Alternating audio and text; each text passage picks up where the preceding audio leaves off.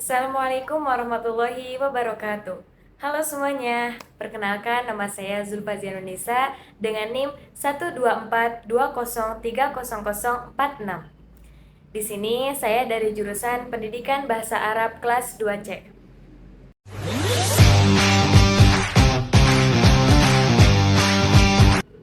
Di sini saya akan menceritakan tentang kisah Rasul yang berjudul Perang Uhud, yang mana Perang Uhud itu bisa disebut sebagai lanjutannya dari Perang Badar, karena Perang Uhud tersebut terjadi bertepatan 1 tahun setelah terjadinya Perang Badar. Nah, Perang Uhud tersebut terjadi itu pada tahun 3 Hijriah atau bertepatan pada hari Sabtu tanggal 7 Syawal. Atau kalau dihitung dari Masehinya yaitu pada tanggal 23 Maret tahun 625. Kenapa sih disebut dengan perang Uhud? Karena kaum muslimin dengan kaum kafir Quraisy itu berperang di daerah dekat suatu gunung yang mana gunung tersebut itu menjadi gerbang atau pintu masuknya kota Mekah. Nah, dan juga Allah Subhanahu wa taala itu telah menjanjikan bahwa Gunung Uhud itu adalah gunung yang kelak akan ada di surga. Terjadinya perang Uhud karena dua faktor. Faktor yang pertama, karena kaum kafir Quraisy itu merasa dendam dan mereka itu merasa terhina atas kekalahannya di perang Badar tersebut. Dan pada saat perang Badar tersebut, banyak sekali tokoh atau orang-orang penting atau juga pemimpin-pemimpin kaum kafir Quraisy yang tewas di perang tersebut. Kemudian faktor yang kedua, karena faktor ekonomi. Kaum Quraisy ini sangat bergantung perekonomiannya dengan berdagang di negeri Syam. Nah, sedangkan posisi atau letak negeri Syam ini di Jazirah Arab bagian utara.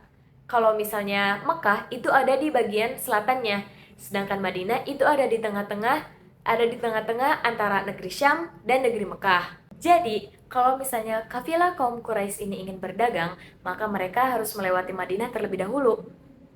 Dan Rasulullah selalu membentuk pasukan untuk menghadang kafilah dagang kaum Quraisy. Dan karena itulah mereka tidak mempunyai jalan melewati Madinah itu dihadang oleh kaum muslimin, dan mereka pun tidak mempunyai jalan lain, dan karena itulah mereka ingin mengalahkan kaum muslimin.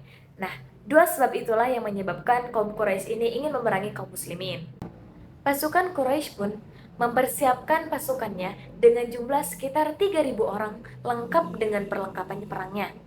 Di sisi lain, Rasulullah SAW bermusyawarah dengan para sahabatnya. Awalnya, Rasulullah ingin bertahan di Madinah saja, tetapi para sahabat muda bersemangat untuk bertempur di luar kota. Akhirnya, diputuskanlah untuk menghadapi musuh di lereng Gunung Uhud, sekitar 5 kilometer dari kota Madinah. Nah, setelah itu pasukan kaum muslimin pun berangkat dengan jumlah sekitar 1.000 orang. Namun, di tengah perjalanan itu ada seseorang yang munafik bernama Abdullah bin Ubay menarik kembali 300 pengikutnya dengan berbagai alasan. Nah, karena ada 300 orang yang telah ditarik atau telah diajak oleh Abdullah bin Ubay untuk pergi ke kota Madinah.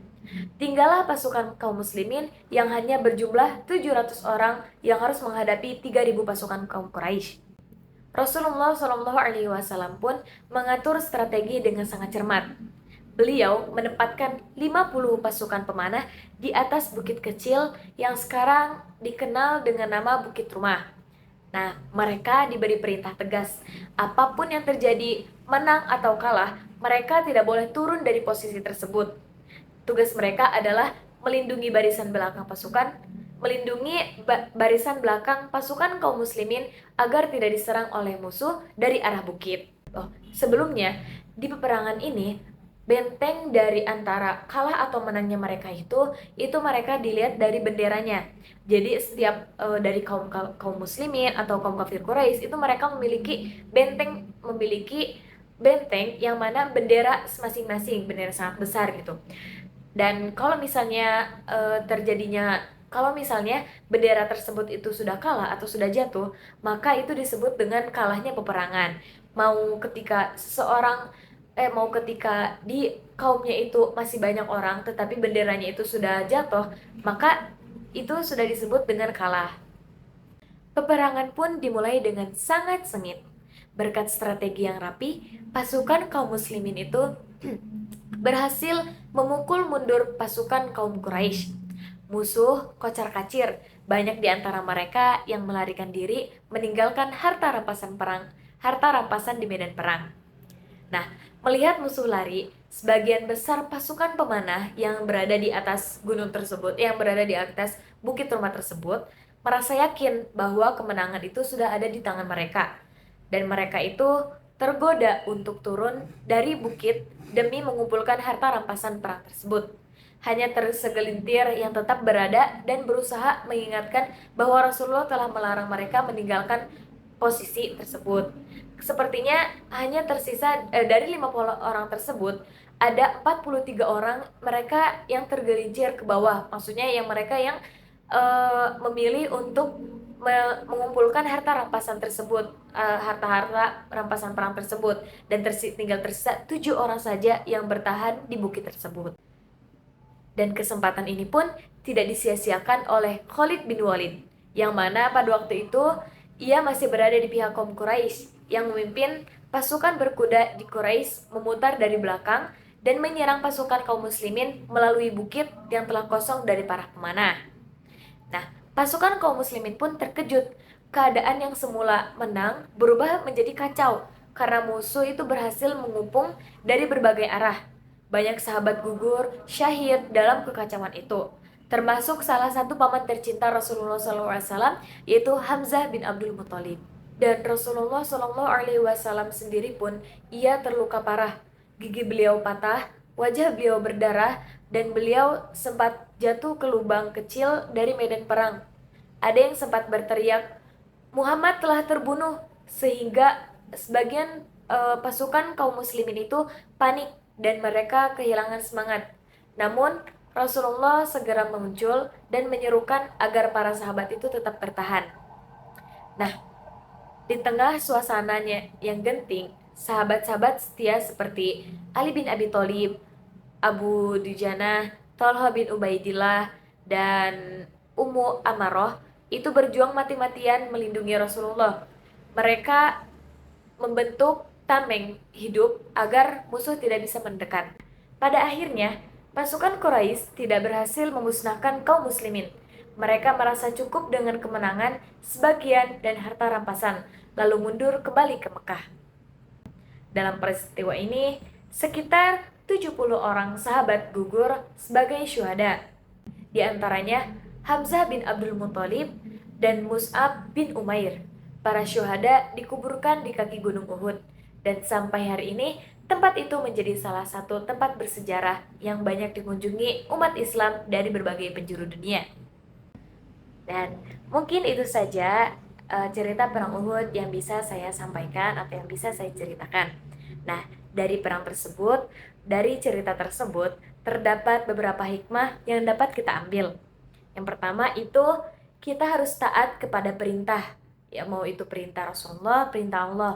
Kalau misalnya kita sudah mendapatkan perintah, jangan membantah atau jangan menyepelekan perintah tersebut. Seperti yang tadi pasukan pemanah turun dari bukit padahal dilarang, yang akhirnya keadaan yang tadinya itu sudah membaik malah berubah menjadi buruk gitu, dan terjadinya kan karena itu tuh terjadinya kekalahan gitu. Nah, kemudian yang kedua hikmahnya, godaan dunia itu bisa merusak segalanya. Karena tadi kan ada harta rampasan perang, ada harta rampasan yang terlihat menggiurkan, yang bikin orang-orang itu lengah ya. Padahal tugas-tugas dari orang pemanah itu belum selesai, tapi mereka malah lebih memilih godaan harta rampasan tersebut gitu. Nah, kemudian yang ketiga, strategi dan disiplin itu penting.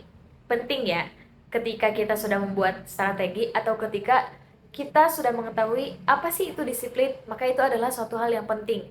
Rasulullah Shallallahu Alaihi Wasallam membuat strategi itu sangat rapi.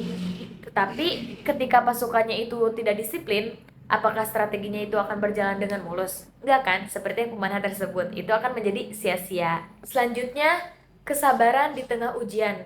Rasulullah Shallallahu Alaihi Wasallam tetap sabar meski tubuhnya itu terluka parah atas peperangan tersebut. Nah, para sahabat juga tetap sabar di tengah kekalahannya. Nah, itu yang dapat kita ambil, bahwa kesabaran kita itu harus bersabar di tengah-tengah ujian. Nah, kemudian berani mengakui kesalahan.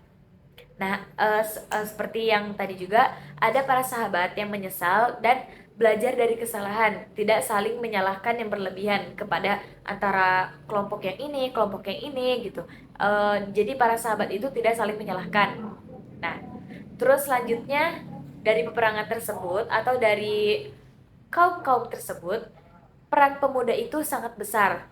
Banyak sahabat muda yang menjadi garda terdepan, semangat mereka itu luar biasa, dan tetapi harus diimbangi juga dengan ketaatan mereka. Kemudian hikmah yang selanjutnya itu, kita harus tahu bahwa musuh itu selalu mencari celah kita. Jadi di situ kan Khalid bin Walid. Nah, di situ kalau di cerita tersebut itu kan ada Khalid bin Walid yang pintar sekali mencari peluang. Musuh itu tidak akan tinggal diam kalau misalnya kita lagi lengah. Nah, begitu juga sama kayak kita di kehidupan nyata ya. Ini kalau misalnya ada orang yang tidak suka ke kita, kalau misalnya kita lagi lengah atau gimana, mereka pasti selalu mencari-cari kesalahan kita. Nah, kemudian hikmah selanjutnya itu, persatuan itu adalah kunci dari kemenangan. Ketika dalam satu kelompok, kayak yang tadi, saat pasukan itu bercerai-berai, sudah ini, maka musuh akan menjadi kuat dan musuh akan menjadi menang, dan bersatulah itu yang membuat kita kuat. Ketika musuh sudah hampir menang atau musuh sudah eh, hampir sudah menjadi kuat, maka kita itu harusnya bukan bercerai-berai kayak gitu, tapi kita tuh harus bersatu supaya kekuatan kita juga kuat.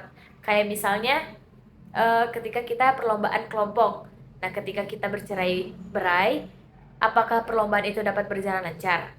Tapi kalau misalnya kita bersatu, maka mungkin perlombaan tersebut bahkan dimenangkan karena kebersamaan kita gitu. Nah, hikmah selanjutnya itu, syahid itu mulia. Jadi mati syahid itu mulia. Para sahabat yang gugur di Gunung Uhud itu, mereka mendapat derajat yang tinggi di sisi Allah. Karena mati syahid itu adalah sebuah kemuliaan. Selanjutnya yang terakhir, cobaan itu adalah ujian dari keimanan.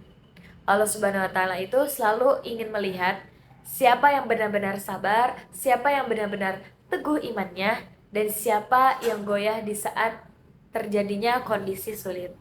Mungkin itu saja yang dapat saya sampaikan. Kurang lebihnya mohon dimaafkan. Billahi taufiq wal hidayah.